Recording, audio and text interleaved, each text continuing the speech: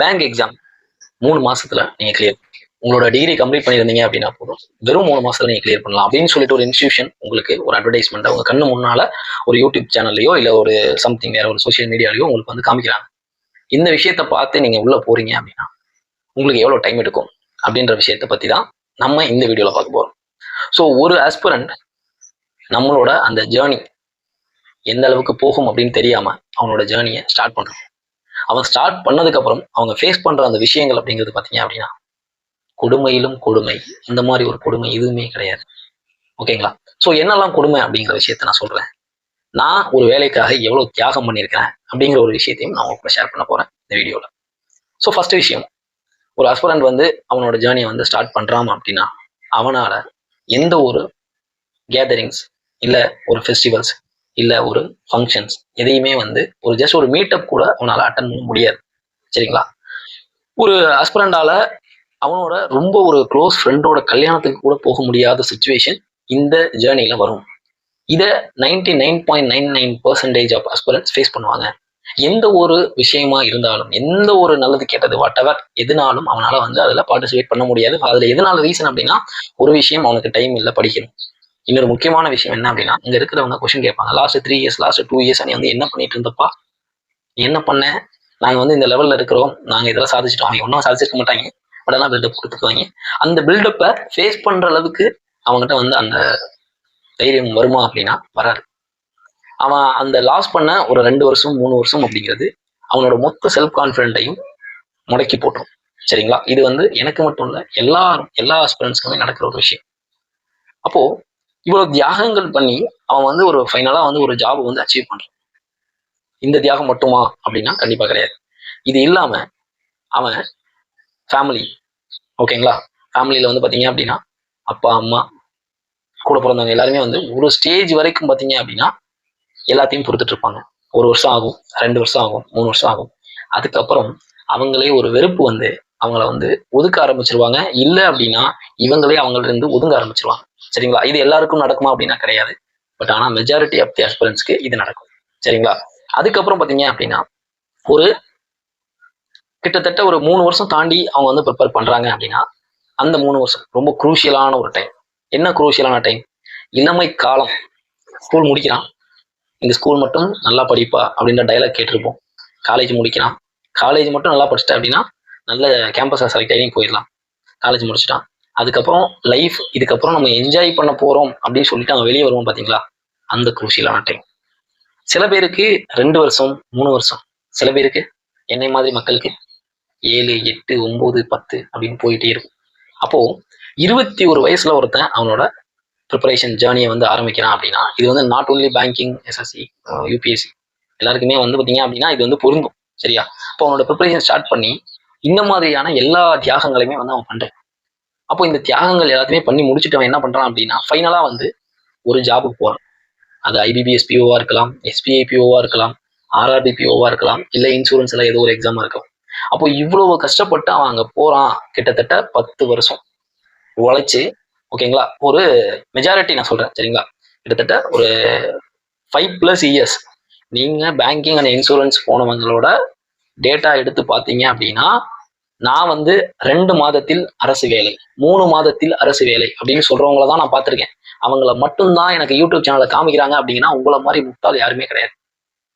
ஒரு நாளைக்கு 2000 பேர் தமிழ்நாட்டில் மட்டும் ப்ரிப்பரேஷன் ஸ்டார்ட் பண்றான் அப்படின்னா அந்த 2000 பேர்ல 10 பேர் கிளியர் பண்றான். ஓகேங்களா? இதையும் அந்த சர்வே தான் சொல்லுது. அப்போ அந்த சர்வேல 10 பேர் பேலன்ஸ் இருக்கிறது எவ்வளோ? 1990 பேரோட நிலைமை என்ன ஆகும் அப்படின்றது எனக்கு தெரியல. சரிங்களா? உங்களுக்கு மேபி நீங்க அந்த மாதிரி வந்து ப்ரிப்பேர் பண்ணிட்டு இல்லை உங்களோட ஃப்ரெண்ட்ஸ் சர்க்கிள் யாராவது இருந்தாங்க அப்படின்னா உங்களுக்கு தெரியும். இப்போ நம்ம பேசுறது எல்லாமே அந்த சக்சஸ்ஃபுல்லான கேண்டிடேட்ஸ் பத்தி பேசி பேசி பேசி பேசி நம்ம ஃபுல் அண்ட் ஃபுல் பாத்தீங்க அப்படின்னா ஓகே பேங்க் எக்ஸாம் போறோம், வேலை கிடைக்கும், 3 மாசத்துல வெளியே வர்றோம், ஜாவா சுந்தரேஷன் மாதிரி பாத்தீங்க அப்படின்னா அடுத்தடுத்த லெவல் வந்து நம்ம போறோம் அப்படின்ற மைண்ட் செட்ல தயவு செஞ்சு பேங்க் எக்ஸாம் சூஸ் பண்ணவே பண்ணாதீங்க. சரிங்களா? இங்க நம்ம வந்து ஜெயிக்கிறவங்களை பத்தி மட்டும்தான் பேசுறோம். நீ வந்து உழைச்சி வந்து பாத்தீங்க அப்படின்னா நல்லா ஹார்ட் ஒர்க் எஃபர்ட் போடு, 2 மாசத்துல 3 மாசத்துல 1 வருஷத்துல உனக்கு வந்து கிடைச்சிரும் அப்படின்னு சொல்லி ஜெயிக்கிறவங்களை மட்டும் பத்தி தான் நம்ம பேசுறோம். இங்க ஜெயிக்கிறவங்களை விட தோக்குறவங்க 100 மடங்கு இருக்கிறாங்க. சரிங்களா? ஸோ அவங்கள வந்து நம்ம யாருமே வந்து கன்சிடரே பண்றது கிடையாது. ஏன் அப்படின்னா இங்க வந்து இப்ப நான் இந்த வீடியோ போறோமே இதுல கமெண்ட்ல வந்து பாத்தீங்க அப்படின்னா என்ன சொல்லுவாங்க அப்படின்னா, எஃபர்ட் போட்டு படிச்சோம் அப்படின்னா கண்டிப்பா 3 மாசத்துல கிளியர் பண்ணலாம். பட் ஆனா எஃபர்ட் போட்டு படிக்கிறவனுக்கு அந்த டேலண்ட் இருக்கிறவன் கிளியர் பண்ணிடுவான். பட் ஆனா அது என்னங்கிறதே தெரியாம ஒரு கிராமத்துல இருந்து ஒரு அட்வர்டைஸ்மெண்ட், ஒரு பேங்கிங்கோட ஒரு அட்வர்டைஸ்மெண்ட்டை பார்த்து அந்த ப்ரிப்பரேஷன் ஸ்டார்ட் பண்றவனோட ஜேர்னி என்ன ஆகும், அவனோட லைஃப் என்ன ஆகும், அவன் அதுக்காக போட போற அந்த வருஷங்களோட கணக்கு எவ்வளோ, அவன் அதுக்காக இழக்க போற அந்த வயசோட தூரம் எவ்வளோ, சரிங்களா? கிட்டத்தட்ட அந்த 20 வயசுல ஒருத்தன் டிகிரி முடிக்கிறான் அப்படின்னா அவன் வந்து ஒரு 30 வயசு வரைக்கும் அவன் இந்த ஜேர்னில இருக்கிறான் அப்படின்னா, சரிங்களா? இது வந்து நான் ஒரு கிளவரான ஒரு அவுட்ஸ்டாண்டிங் பெர்ஃபார்மன்ஸ்ல இருக்கிற அந்த 0.01% ஆஃப் அஸ்பிரன்ஸ்க்கு பேசல. பேலன்ஸ் இருக்கிற 99.991% ஆஃப் தி அஸ்பிரன்ஸ்க்கு நான் பேசுறேன், சரிங்களா?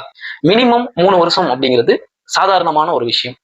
காம்படிட்டிவ் எக்ஸாம்ஸ்ல மினிமம் 3 வருஷம் அப்படிங்கிறது மிக மிக மிக சாதாரணமான ஒரு விஷயம். அப்போ இந்த 3 வருஷம் நீங்க சாதாரணமா ஒரு 3 வருஷமா எடுத்துக்கோங்களேன். இந்த 3 வருஷம் அப்படிங்கிறது எந்த அளவுக்கு ஒரு குரூசியலான டைம், சரிங்களா? லைஃப்ல 21 வயசுல நீங்க டிகிரி கம்ப்ளீட் பண்றீங்க. 21ல இருந்து 25 வரைக்கும் உங்களோட லைஃப்ல நீங்க எல்லாத்தையுமே இழக்கிறீங்க, சரிங்களா? இழந்துட்டு நீங்க வந்து பாத்தீங்க அப்படின்னா ஒரு ஜாப் வந்து அச்சீவ் பண்றீங்க. அச்சீவ் பண்ணிட்டு அந்த ஜாப் வந்து அந்த அளவுக்கு ஒர்த்தா அப்படின்னா டெஃபினட்டா கிடையாது அப்படிங்கிறது தான் உண்மை. நீங்க SBI PO what ever exam, SBI PO கொஞ்சம் ஒரு மாதிரி ஸ்ட்ரெஸ்ஸா இருக்கும் அப்படி இப்படின்னு சொல்லுவாங்க, நிறைய சொல்லுவாங்க. பட் ஆனா அந்த அளவுக்கு ஸ்ட்ரெஸ் இல்லைன்னா கூட, சரிங்களா, அதுவுமே ஒரு ஜாப் தான். அதுலயுமே நிறைய பேர் இருக்கிறாங்க, சரிங்களா? பட் ஆனா அதே அளவுக்கான ஒரு ஸ்ட்ரெஸ் வந்து எல்லா பேங்கிங் செக்டர்லையும் எல்லா வேலையிலுமே இருக்கும், சரிங்களா? இங்க ஈஸியான வேலை, அதாவது என்ன சொல்லுவாங்க அப்படின்னா ஆர்ஆர்பி, ரீஜனல் ரூரல் பேங்க் அப்படிங்கிறது ஈஸியான வேலை அப்படிம்பாங்க. இங்க ஈஸியான வேலை அப்படின்னு ஒண்ணு கிடையவே கிடையாது. எல்லாத்துலயுமே வேலை இருக்கும், கொடுக்குற சம்பளத்துக்கு ஏற்ற மாதிரி. எஸ்பிஐபிஓல 1,20,000 1,30,000 அவன் கொடுக்குறான் அப்படின்னா அதுக்கேற்ற வேலை அவன் இருக்கும். ஒரு நாளைக்கு இவ்வளவு வேலையை இவன்ட்டு இருந்து வாங்கணும் அப்படின்றத அவங்க பண்ணுவாங்க. அதே மாதிரி ஐபிஎஸ்பிஓல 75ல இருந்து 85 கொடுக்குறான் அப்படின்னாக்கா அதுக்குள்ள வேலையை அவன் வாங்குவான், சரிங்களா? ஸோ இதுதான் டிஃபரன்ஸ் இருக்கும், சரிங்களா? ஸோ எந்த வேலையுமே பேங்கிங்ல ஈஸியான வேலை இல்லை. இந்த ட்ரூத்தை ஃபர்ஸ்ட் புரிஞ்சுக்கோங்க. அதுக்கப்புறம் இதுக்கு எடுக்கப்பட்ட அந்த டைம் அப்படிங்கிறது உங்க லைஃப்ல திரும்ப தர முடியாத டைம். ஸோ நான் இதுல நீங்க இழக்கிற விஷயங்களை பத்தி நான் எதுக்கு இந்த வீடியோல வந்து நான் போறேன் அப்படின்னா, இதுல எல்லாருமே எல்லா அஸ்பிரன்ஸுமே ஏதோ ஒரு இடத்துல வந்து மோட்டிவேட் ஆகி ஏதோ ஒரு இடத்துல வந்து அவங்க வந்து ஸ்ட்ரைக் ஆகி அவங்க வந்து இந்த ஃபீல்டை வந்து சூஸ் பண்றாங்க. பட் ஆனா இது அவங்களுக்கான ஃபீல்டா அப்படிங்கிறது கண்டிப்பா வந்து கொஸ்டின் மார்க். நான் சொன்ன மாதிரி அந்த 2000 பேர்ல 10 பேர் கிளியர் பண்றான். பேலன்ஸ் இருக்கிறவங்க பத்தி எந்த மீடியாவும் எந்த சோசியல் மீடியாவும் பேசுறது கிடையாது, ஓகேங்களா? ஸோ இதுக்கப்புறம் இந்த ஜேர்னி வந்து பாத்தீங்க அப்படின்னா உங்களுக்கு ஒரு ஃபுல்ஃபில்மெண்ட் கொடுக்குதா அப்படின்னா கண்டிப்பா வந்து பாத்தீங்க அப்படின்னு கிடையாது. ஸோ இதுக்கு சொல்யூஷன் என்ன அப்படின்றத நான் இந்த வீடியோல சொல்லிடுறேன், சரிங்களா? என்னைக்குமே உங்களோட ப்ரிப்பரேஷன் கிட்டத்தட்ட நான் வந்து என்னோட எக்ஸ்பீரியன்ஸ்ல நான் பார்த்தது சொல்றேன். ஸோ நான் எக்ஸ்பீரியன்ஸ் பண்ணதை சொல்றேன், சரிங்களா? என்னைக்குமே இந்த பேங்கிங்கை மட்டும் ஃபுல் டைமா சூஸ் பண்ணவே பண்ணாதீங்க, சரிங்களா? பேங்கிங் ப்ரிப்பரேஷனை எடுக்காதீங்க அப்படின்னு நான் இந்த வீடியோ போட கிடையாது, சரிங்களா? இந்த பேங்கிங் ப்ரிப்பரேஷனை மட்டும் சூஸ் பண்ணாதீங்க. இது கூட உங்களோட லைஃபுக்கு ஏதோ ஒரு விஷயம் பார்த்தீங்க அப்படின்னா சப்போர்ட்டிவா இருந்துகிட்டே இருக்கணும். எதனால அப்படின்னா இந்த ஜேர்னி எப்போ முடியும் அப்படிங்கிறது நமக்கு தெரியாது. ஸ்டார்ட் பண்றது மட்டும் தான் நம்ம கையில இருக்கும், முடிகிறது டெஃபினட்டா முடியவே முடியாது. ஒரு அஸ்பிரண்ட் 2 வருஷம் கஷ்டப்படுறான், அதுக்கப்புறம் அவன் இந்த ஜேர்னி அதாவது இந்த ப்ரிப்பரேஷனை விட்டு வெளியே போவானா அப்படின்னா 99% பாசிபிலிட்டி இல்லை. அவனோட கடைசி எட்ஜ் வரைக்கும் அவன் போராடுவான். அது மட்டும்தான் அவன் சைட்ல இருந்து அவனுக்கு தெரிஞ்ச விஷயம். எதனால இந்த மைண்ட் செட் வரும் அப்படின்னா, முதல் வருஷம் ஒரு பிலிமினரி கிளியர் பண்ணுவான், 2வது பிலிமினரியோ 3வது அட்டம்ப்டோ கிளியர் பண்ணிடுவான், 3வது எக்ஸாமோ. ஏன்னா ஒரு வருஷத்துக்கு கிட்டத்தட்ட 7-8 எக்ஸாம் பேங்கிங்ல வந்துடும், மினிமம் 7-8 எக்ஸாம். அப்போ அவன் 2வது எக்ஸாமோ 3வது எக்ஸாமோ பிலிமினரி கிளியர் பண்ணிட்டான் அப்படின்னா அந்த வருஷம் போறதே தெரியாது. 6 மாசம் ஏதோ ஒரு இன்ஸ்டியூஷன்ல சேருவான், கிளாஸ் அட்டன் பண்ணுவான், அதுக்கப்புறம் அங்கிருந்து வந்துருவான். அதுக்கப்புறம் ஒரு 2 எக்ஸாம் எழுதுவான், 3வது எக்ஸாம் பிலிம்ஸ் கிளியர் பண்ணிடுவான், ஒரு கான்ஃபிடன்ட் வந்துடும், அந்த இயர் கம்ப்ளீட் ஆயிரும். ஒரு வருஷம் போயிடுச்சு, அவ்வளவுதான். இந்த ஒரு வருஷம் எல்லாருக்குமே இப்படிதான் இருக்கும், சரிங்களா? First year. அதுக்கப்புறம் 2வது வருஷம் அவனோட மைண்ட் ஃபுல்லாவே பிலிம்ஸ் கிளியர் பண்ணிடுறோம். ஒரு கிளர்க்கோட பிலிமினரி நம்மளால கிளியர் பண்ண முடியுது. இதுக்கப்புறம் நம்மளோட எய்ம் என்ன? ஒரு மெயின்ஸ். அப்போ அந்த மெயின்ஸை ஃபோக்கஸ் பண்ணி போகணும். கிளர்க்கோட மெயின்ஸ் எழுதுவான், பிஓட மெயின்ஸ் எழுதுவான். பிஓட மெயின்ஸ்க்கு அவனுக்கு சம்மந்தமே இருக்காது, சரிங்களா? எஃபர்ட் போட்டு படிச்சு கிளியர் பண்றான், மெயின்ஸ் கிளியர் பண்றான், அந்த செகண்ட் இயர்ல கிளியர் பண்ணி போயிடுவான். பட் ஆனா அவனுக்கு வந்து அந்த மெயின்ஸுக்கும் அவனுக்கு உண்டான அந்த சிங்க் வரல அப்படின்னா அந்த 2வது வருஷம் ஃபுல்லா அவன் அதுக்காக போராடுவான். ஒரு கிளர்க்கோட மெயின்ஸை ஒரு 2 மார்க் 3 மார்க்ல மிஸ் பண்ணுவான். பிஓட மெயின்ஸை நினைச்சு கூட பார்க்க முடியாத அளவுக்கு ரொம்ப பார்டர்ல, சரிங்களா? அதாவது அவன் மைண்ட் செட்ல என்னன்னா ஒரு கன்ஃபியூஷன் வரும். பிஓ ஈஸியா, கிளர்க் ஈஸியா, இதை படிக்கணுமா அதை படிக்கணுமா? கிளர்க்கை விட பிஓ ஈஸியா இருக்கே, இதுலதான் நமக்கு மார்க் வந்து ரொம்ப பார்டர்ல போகுது. கிளர்க்ல வந்து 4 மார்க் 5 மார்க்னு போகுது. அப்ப நம்ம பியூவை மட்டும் ஃபோக்கஸ் பண்ணுவோமா அப்படின்ற மாதிரி ஒரு ஆக்சிலேஷன். அப்ப 2வது வருஷம் ஃபுல்லா இதுலயே போயிடும். இதுக்கு அப்புறம் அவன் அந்த ட்ராப்ல மாட்டான். 3வது வருஷம் அவனோட மைண்ட் என்ன சொல்லும் அப்படின்னா, 2 வருஷம் நீ இதுக்காக இழந்திருக்க, இதுக்கப்புறம் இந்த ஜேர்னியை விட்டு உன்னால வெளியே போக முடியாது, ஓகேவா, ஜஸ்ட் கொஞ்சம் 0.25 0.5 தான், இதுக்கப்புறம் போகாத, நீ ஃபுல் டைமா உட்காந்து படி, ஓகேவா, இன்னும் டைம் கொடு, அப்ப கண்டிப்பா வந்து நீ கிளியர் பண்ணிடுவ அப்படின்ற மாதிரி மைண்ட் சொல்லும். இத இன்னும் 10 வருஷம் ஆனாலும் இதே தான் சொல்லிட்டு இருக்கும் உங்க மைண்ட். சரிங்களா? அப்போ என்ன பண்ணுங்க அப்படின்னா, எனக்கு அதாவது நான் எக்ஸ்பீரியன்ஸ் பண்ணது விஷயத்துக்கு நான் சொல்றேன், தயவு செஞ்சு ஃபுல் டைமா பேங்கிங் படிக்காதீங்க. எதனால அப்படின்னா, ஃபுல் டைமா படிக்கிற அளவுக்கு ஒர்த்தா அப்படின்னா கண்டிப்பா கிடையாது. ஸோ ஃபுல் டைம் படிக்காதீங்க. ஏதோ ஒரு பார்ட் டைம் ஜாப்போ நான் சொல்றேன், அதாவது உங்களுக்கு வந்து சப்போஸ் உங்க ஃப்ரெண்ட்ஸ் வந்து சொல்லலாம், நீ மேபி இதை ஃபுல் டைமா படிச்சா அப்படின்னா இன்னும் சீக்கிரமா கிளியர் பண்ணுவேன் அப்படின்னு. இதுல அப்படி ஃபுல் டைமா படிக்கிறதுக்கு என்ன இருக்கு அப்படின்றது எனக்கு தெரியும். ஃபர்ஸ்ட் 6 மாசம் பேசிக்ஸ், சரிங்களா? ஸோ ஆப்டிடியூட், ரீசனிங், இங்கிலீஷ், இதுல பேசிக்ஸ் எல்லாமே ஃபர்ஸ்ட் 6 months ஃபுல்லா தரவு பண்ணிருங்க. அதுக்கப்புறம் நீங்க ஜஸ்ட் மார்க் டெஸ்ட் போட போறீங்க, அனலைஸ் பண்ண போறீங்க, ஸ்பீட் அண்ட் அக்யூரசி இதை மட்டும் தான் நீங்க ஃபோக்கஸ் பண்ண போறீங்க, ஜஸ்ட் அப்டேட் பண்ணிட்டே இருக்க போறீங்க. ஸோ இதுக்கு எனக்கு ஃபுல் டைம் ஒரு நாள்ல வந்து 20 மணி நேரம், 18 மணி நேரம், 10 மணி நேரம் நமக்கு வேணுமா அப்படின்னா டெஃபினட்டா கிடையாது. அப்போ ஏதோ ஒரு பார்ட் டைம் ஜாப் உங்களுக்குன்னு சொல்லி ஏதாவது ஒரு டேலண்ட் இருக்கும், சரிங்களா? ஸோ அதை ஃபோக்கஸ் பண்ணி அதுல வந்து பாத்தீங்க அப்படின்னா நீங்க வந்து ஈஸியா உடனே வந்து சக்சஸ் பண்ண முடியுமா அப்படின்னா பண்ண முடியாது. சேம் காம்படிட்டிவ் எக்ஸாம் மாதிரி தான் அதுவும். அப்போ ஏதோ ஒரு இடத்துல நீங்க ஒரு ஒர்க் பண்ணிட்டோ இல்ல ஏதாவது ஒரு விஷயத்த நீங்க தனியா அதையும் வந்து க்ரோ பண்ணிக்கிட்டே பாத்தீங்க அப்படின்னா காம்படிட்டிவ் எக்ஸாம் சூஸ் பண்ணுங்க. வெறுமனே காம்படிட்டிவ் எக்ஸாம் மட்டும் சூஸ் பண்ணாதீங்க, சரிங்களா? இதுக்கான ரீசன் கிட்டத்தட்ட நான் சொல்லியிருந்தேன். ஸோ உங்களுக்கு ஒரு 5% புரிஞ்சாலும் நான் ஹாப்பி தான், சரிங்களா? நிறைய பேர் வந்து இல்லப்பா நீ வந்து மோட்டிவேட் பண்ணாலும் பண்ணலனா கூட டிமோட்டிவேட் பண்ணாத அப்படின்னு சொல்லுவீங்க. இதே வந்து நான் இப்போ வந்து கிளியர் பண்ணாம நான் இந்த விஷயத்த சொன்னாலும் கண்டிப்பா வந்து ஒரு பொருட்டாவே மதிக்க மாட்டீங்க, சரிங்களா? ஸோ இது நாள் வரைக்கும் நான் அனுபவிச்ச இந்த விஷயம். ஸோ ஜஸ்ட் வந்து நானும் வந்து பார்த்தீங்கன்னா ஒரு ஃபேக்கல்ட்டியா இருந்திருக்கேன், சரிங்களா? கிட்டத்தட்ட ஒரு 7+ years வந்து எனக்கு எக்ஸ்பீரியன்ஸ் இருக்கு அஸ் அ ஃபேக்கல்ட்டியா. அஸ் அஸ்பரண்டா 10 years எக்ஸ்பீரியன்ஸ் இருக்கு, சரிங்களா?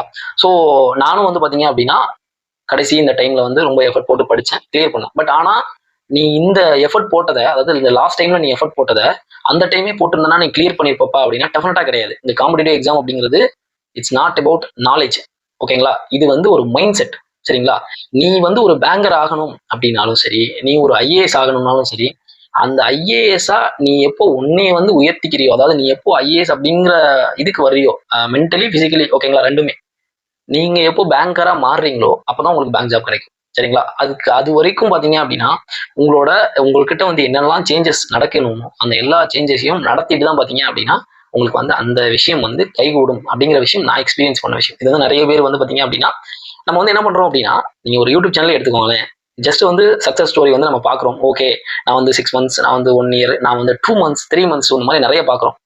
நம்ம சக்சஸ் ஆனவங்களை மட்டும்தான் பாக்குறோம். பட் ஆனா ஃபெயிலியர் ஆனவங்க அவ்வளவு பேர் இருக்கிறாங்க. ஸோ அவங்க சைடு என்ன ஆகுது அப்படிங்கிற விஷயத்தையும் நம்ம பார்க்கலாம். ஏன்னா இது வந்து டோட்டலா வந்து 100% பியூர்லி மார்க்கெட்டிங், சரிங்களா, அப்படிங்கிற இதுக்கு தள்ளப்பட்டுருச்சு, சரிங்களா?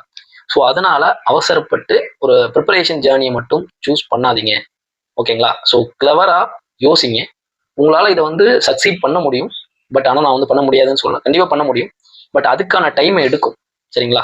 ஸோ அதுக்காக நம்ம வந்து இவ்வளோ விஷயங்கள் இழக்கணுமா அப்படின்னா டெஃபினட்டா கிடையாது. ஒரு ஃப்ரெண்டுக்கு வந்து கல்யாணமா தாராளமா போங்க, சரிங்களா? ஸோ வந்து ஏதாவது ஒரு ஃபெஸ்டிவலா தாராளமா போய் அட்டன் பண்ணுங்க. அந்த ஆஃப் டேல அந்த ஒன் டேல வந்து உங்களோட வாழ்க்கை வந்து மாறிடுமா, உங்க வாழ்க்கை வந்து அப்படியே அழிஞ்சிருமா அப்படின்றது சுத்தமாவே கிடையாது. ஏன் அப்படின்னா நான் கிட்டத்தட்ட இந்த லாஸ்ட் ஒரு 10 years வந்து பாத்தீங்க அப்படின்னா நான் இழந்தது வந்து 0% அப்படின்னா கூட என் கூட டிராவல் பண்ணவங்க வந்து இழந்தது 100% ஆஃப் அவங்களோட அந்த என்ஜாய்மெண்ட் எல்லாமே. நான் வந்து அதில் வந்து கன்சிடர் பண்ணலை.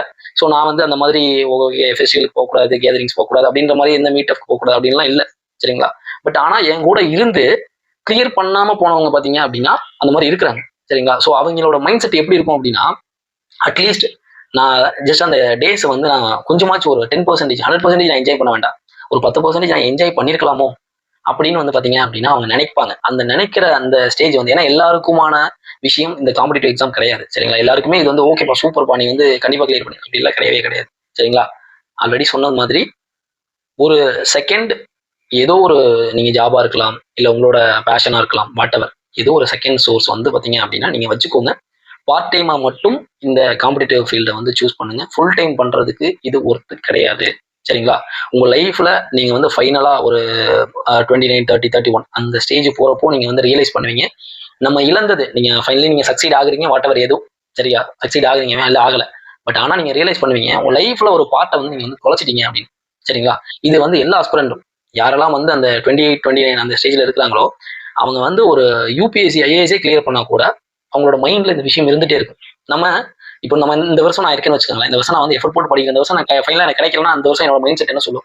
நம்ம மச்சான் கல்யாணத்துக்கு கூட போக முடியலையே, என்னோட க்ளோஸ் ஃப்ரெண்டு அவன் கல்யாணத்துக்கு கூட போக முடியலையே, படிச்சோமே இப்படி கிடைக்கலையே அப்படின்னு தோணும்ல. இதேதான் வந்து ஃபைனலா உங்களோட அந்த எண்ட் ஆஃப் த டே ஒரு அந்த ஃபைனல் டைம்ல வந்து உங்களுக்கு மைண்ட்ல தோணும்.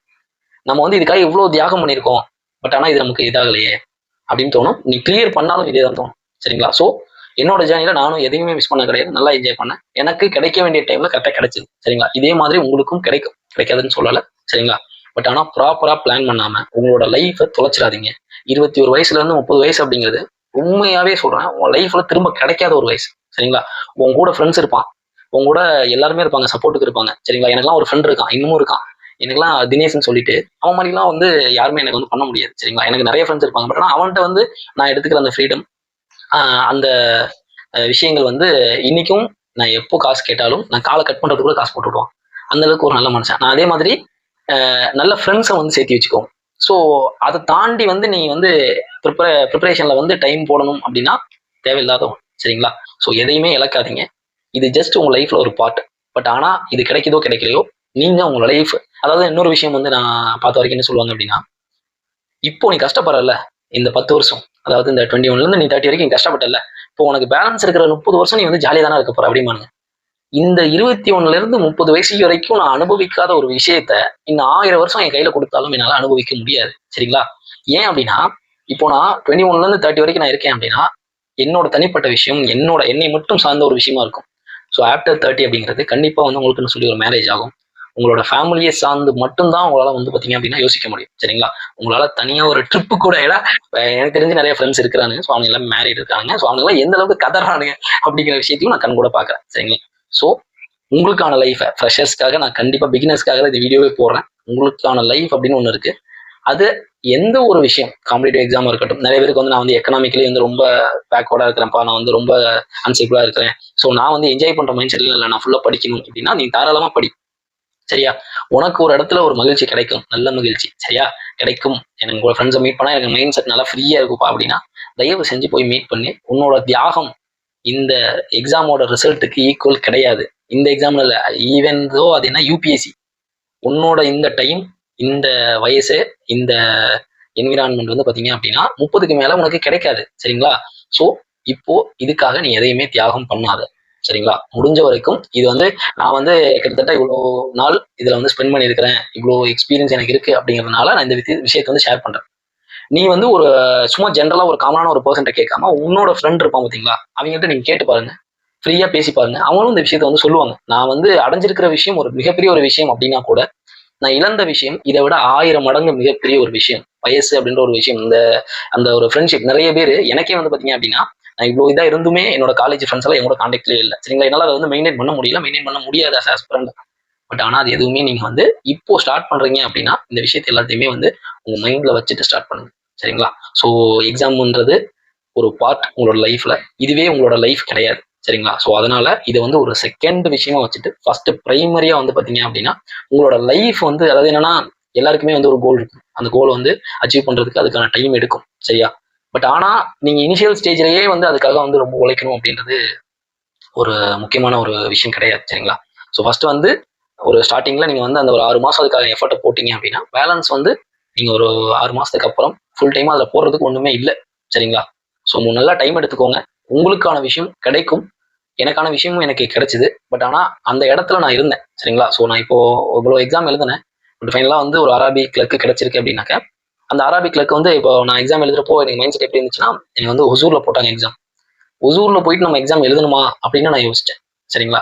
பட் ஆனால் நான் போய் எழுதுனால தான் எனக்கு கிடைச்சது. ஸோ அதுக்காக ப்ரிப்பரேஷனே பண்ணாதீங்க அப்படின்னு நான் சொல்ல மாட்டேன். ஸோ பண்ணுங்க. பட் ஆனால் அதை வந்து ஃபுல் அண்ட் ஃபுல் ப்ரிப்பரேஷன் தான் அப்படின்னு இருக்காதீங்க. At the end of the day உங்க மைண்ட்ல வந்து ஒரு வெறுமை உண்டாகும். என்னடா வந்து இவ்வளவு நாள் இவ்வளவு வேஸ்ட் பண்ணிட்டோமே அப்படின்னு சொல்லிட்டு. சரிங்களா? ஸோ ஒரு மாதிரி அது ஒரு ஃபுல் ஹாப்பினஸ் உங்களுக்கு தராது. சரியா? So all the best.